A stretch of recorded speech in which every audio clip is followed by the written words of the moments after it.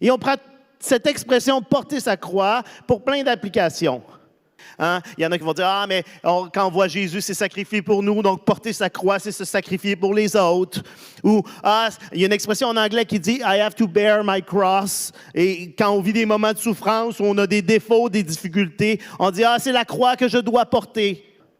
Mais si on prend le temps d'y réfléchir vraiment, on se rend compte que Jésus n'est pas encore mort sur la croix quand il dit ça. Les disciples et la foule ne peuvent pas utiliser cette référence de Jésus qui est mort à la croix pour comprendre ce que Jésus essayait de leur dire. Et habituellement, quand Jésus utilise des illustrations et des images, il utilisait des images que les auditeurs pouvaient comprendre. Donc la question qu'on doit se poser, que signifiait la croix pour ceux qui l'entendaient, ce message de Jésus? La croix, ça n'avait rien de positif pour les gens de l'époque. La croix, à l'époque, ça ne représentait pas l'amour de Dieu ou la victoire sur les péchés. La croix, ça avait, en fait, la même connotation culturelle que pourrait avoir la chaise électrique aujourd'hui. Hein, si on vous disait, si vous voulez suivre Jésus, il faut s'asseoir dans votre chaise électrique.